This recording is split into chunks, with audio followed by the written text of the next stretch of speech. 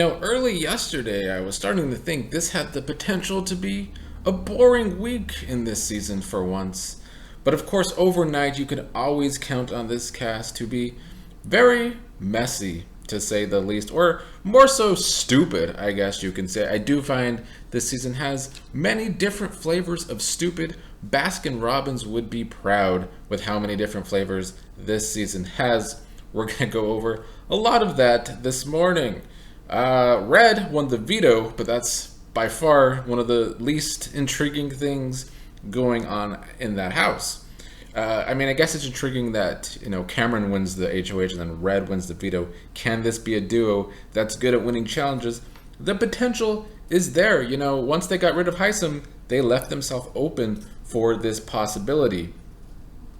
But we're going to go over today some of these players just doing what they've been doing all season, either talking too much, doing too much, just being messy all around. Cory overplayed, and I said this a day and a half ago that I felt like he was starting to do this, and what did he do the next day and a half? Overplay. His whole plan is setting in motion to maybe one day in this game set up some weapons against the power structure was a good idea in theory. However, it's all about timing. And I think this week was bad timing for Cameron to win the HOH and try and make a move. Because, first of all, Cameron himself, and even Red, especially Red, doesn't want to make too big of a move this week. Cameron's whole HOH is all about playing it safe, for better or for worse, for his own game. I kind of understand it, but it's probably not great long-term game, but short-term for Cameron, I understand it. But something Cory doesn't have, and I think he somewhat realizes this, is a social game. And to put all these pieces of the puzzle in motion for what he wants to do, he needs a better social game than he has, because he seems to only really have Jared and America in this game, and it's debatable if he even has either of those. And what got him into trouble, and I said this last week, I don't know if he should be sticking his neck out so far for America, because I see people online overblowing Cory's game, of course, because he is that white nerd stereotype that always gets overblown, because they are basically a game bot in a sense, although Cory, at least I think, has a good read on his own game compared to most game bots. But he is a game bot, and so of course he was getting really overhyped online per usual. And I thought he was playing a good enough game, but all the overhyping was making me dislike him, because that's what usually happens when a player gets too overhyped online. I start to dislike them. So I was starting to dislike Cory because I do see his flaws. And his biggest flaw is, other than his social game, is America. Because, I don't know, I do think he has this crush on America. He has this little pathetic energy. He's just this young guy who's awkward around women.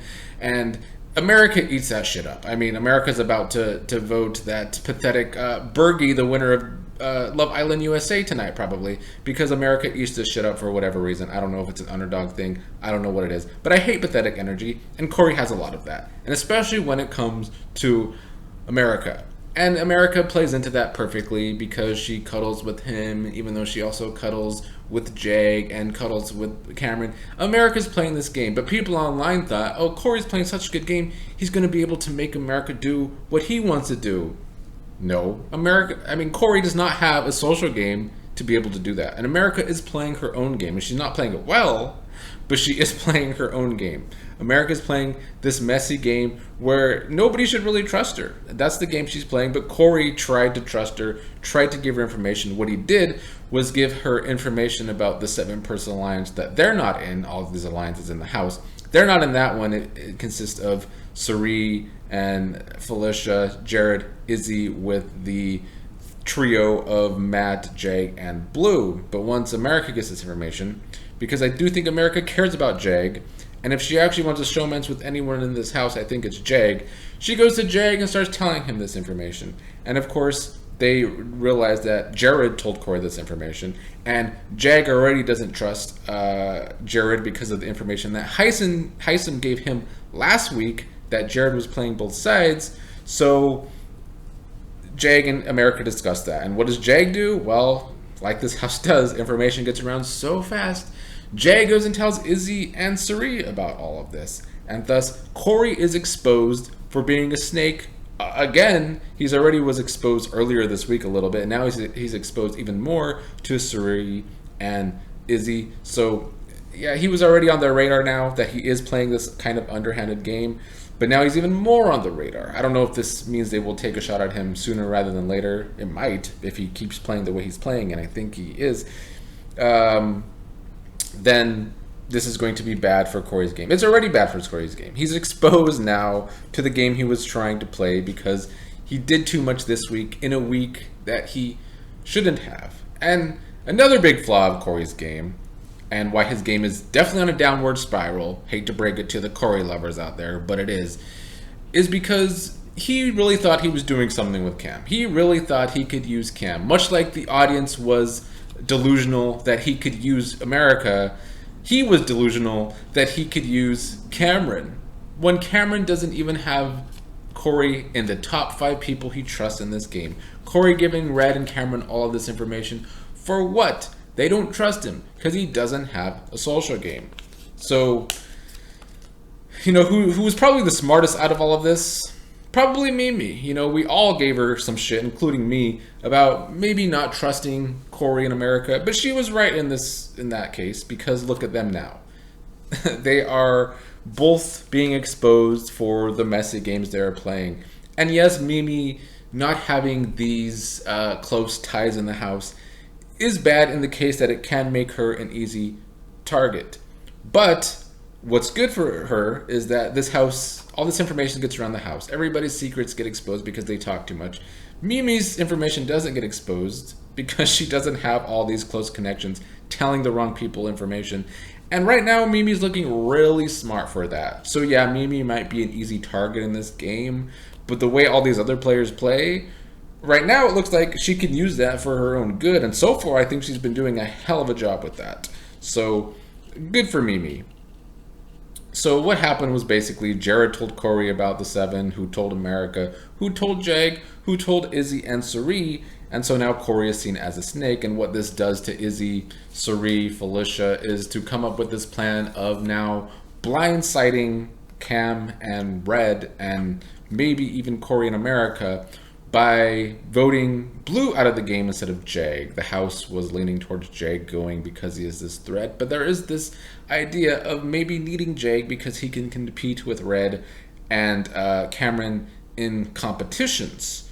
So in doing so, the plan originally was to maybe even tell Jared last minute because they will need another number. So the plan right now, it's so early. It's even before the veto meeting tomorrow. I don't know if this plan has any legs to it whatsoever, especially the whole telling Jared last minute, although Cirie and Izzy after the fact discussed that they were lying to Felicia, that they would actually not tell Jared last minute. They would give him some time to maybe get over it with the Blue situation.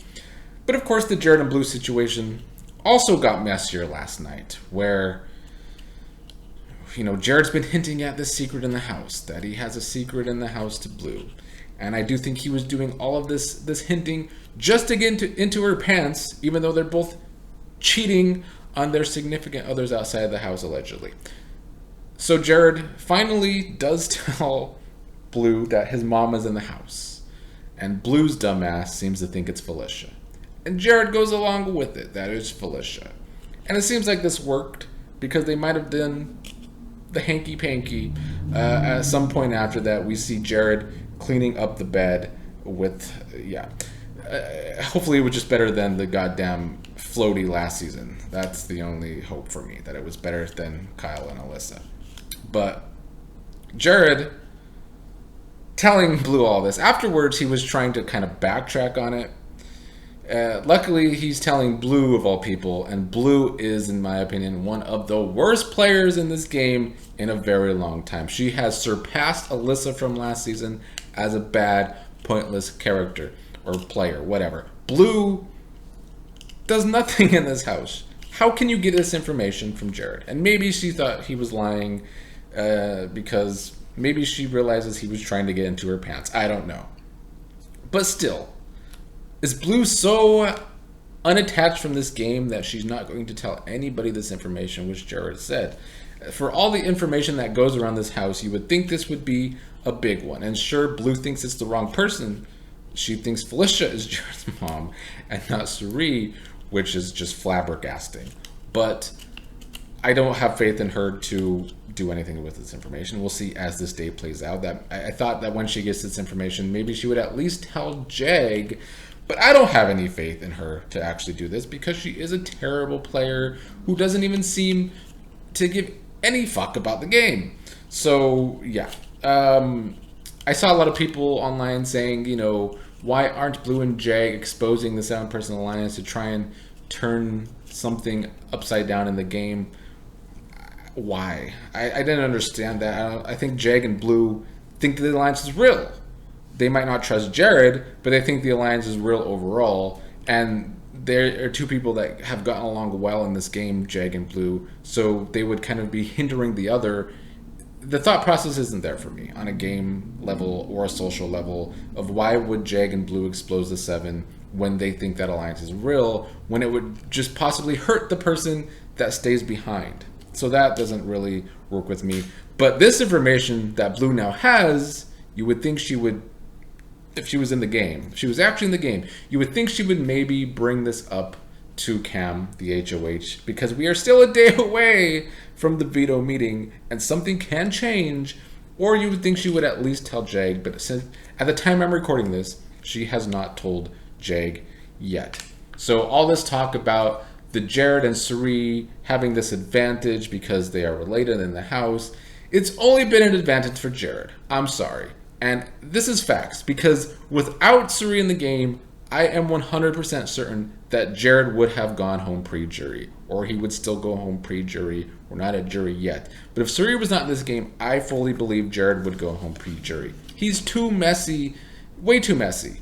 And the fact that he's doing all of this just to get in Blue's pants tells me his head has been out of the game for the past 2 weeks, because that is just not information you give up if your head's in the game. It's like Kyle last season. Kyle threw his game away just to bet Alyssa, and now Jared doing the same with Blue.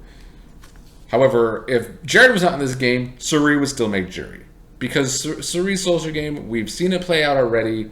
She does not need Jared in this game to be best friends with everybody in the game. So this is not an advantage for Cirie. I don't really care what anybody says. In fact, I think it makes more work for Cirie, because not only does she have to carry Izzy in this game, who is a wild card, and the whole thing this week is to keep Izzy calm so that she's not the backdoor option, because it had been discussed of Izzy being a backdoor option this week. You know how difficult it must be to keep Izzy from going crazy? Izzy, who has no normal reactions to any bad news. It's always dramatic or emotional. So Cirie already has a handful with that. But not only that, she has to carry her son, who is continuing to make dumb move after dumb move. Despite having a decent social game himself, he constantly says the wrong things to the wrong people. And Cirie continues to have to basically yell at her son because he keeps information from her. Like, Jared will do all of this talking in the game and then only tell Cirie about 25% of it. That is not a good ally in the game. I'm sorry. If they're supposed to have this advantage for being a mother and son duo, Jared is not holding his end of the bargain because he does not run back anything he does to his supposed number one. Izzy is 100% a better ally to Cirie than Jared. Izzy is like the daughter Cirie doesn't have because she's doing a way better job. They say blood is thicker than water. Bitch, where? Because Jared is not doing being a good ally to Cirie like Izzy is. Cirie's social game has been, we've talked about it a lot. Her social game has been golden so far. And another thing to point out is that, I talked about the other day or the other night, Cameron wanting this alliance where he seems to be trusting the white folks, of course. But he seemed to change his mind, because not only would he want Cory in his closest 5-person alliance, apparently America is not white enough either for his 5-person alliance. But even though she might not be white enough, Cirie would be in his 5-person alliance. If he were to do what everybody else is doing and make a new alliance, it would be him, Red, Bowie, Matt, and Cirie. And speaking of Matt, somebody whose game I think is starting to become very good socially is Matt. all the hype over Cory's game on a strategic level, sure, Matt does not have these great strategies, but on a social level, nobody's close to Cirie, in my opinion. Felicia may be the closest second, and that is because she has this respect as an older person, and because she is one of Cirie's sheeple, so by proxy, her social game is good thanks to Cirie, in my opinion. But Matt's social game is very good right now. He has Red and Cameron trusting him. He has Cirie and that side trusting him. I think he trusts Cirie's side more than the other side. But the fact that he has the house trusting him is good. I think Matt is going to go far in this game because he's already being underestimated. I think his social game is looking real good, and he is in a better spot than Cory. Cory was trying to kind of throw Matt under the bus to Izzy this morning already, because I think Cory does see Matt's social game working for him, and that he's in a better spot than Cory now. Unfortunately, I think that's a mistake from Cory, because Cory continues to tell Izzy too much information. Just another person in this game talking too much, giving up too much information. I don't understand why he trusts Izzy so much, but he does. But the best thing that Cirie realized yesterday finally is that Big Brother does not cast good players like Survivor. Big Brother casts a bunch of dummies, and I'm glad that Cirie finally realized that yesterday, because the fact that the information gets around this house so easy is just bad gameplay. And Cirie finally realizing this is good for her game, because that is what was making her so paranoid. I don't think she could fathom how bad the gameplay was. And that's why she was getting paranoid about certain people, because she thought everybody was plotting just like she is. And that's not the case, because they're a bunch of dummies. So I am glad that Cirie came to that realization. Lastly, a few last points. I did love the idea, even though it was dumb and not going to work, of Blue and Jared about how they were going to try and convince Cam to put up Bowie Jane. It was never going to work because Cameron does like Bowie Jane, but I would love Bowie Jane out of this house pre-jury because she brings nothing to the table. At least Blue, she's a terrible player and pointless for the game, but she brings drama with the whole cheat mance with Jared, at least, and now possibly knowing half of Jared's secret. We get something out of Blue there. With Bowie, we get nothing other than good remarks about how she looks like the Hamburglar via Mimi. But yeah, we're a day away from the veto meeting. It's another week where almost anything can happen. Probably not, because Cirie has such a stronghold on the social game right now. Cory says he's going to give better TV. He's not going to stop messy gameplay from happening. Yeah, well, I'll believe it when I see it. So maybe this week can get more messy, but I'm having my doubts.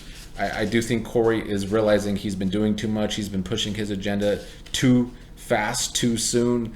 But it might be too late for him because he's already been exposed. If Blue talks about Jared's secret today, that could give us some drama over the next 24 hours. So there is possibilities for drama here, but as it stands, Cam is playing it safe this week. He wants to keep Jag and Blue on the block, and he wants Jag out. Others discussing keeping Jag. Jag may have messed up with America and Cory because he exposed the information that America gave him via Cory to Izzy and Cirie, which exposed Cory. So it's looking like Jag is going home. I know there's this plan to keep Jag, but with Jared telling Blue this information, is Jared doing this to use it as a blackmail on his mother to keep Blue in the game? I don't know. There's a lot of possibilities to go through over the next 24 hours. So we're in for another interesting week of Big Brother 25.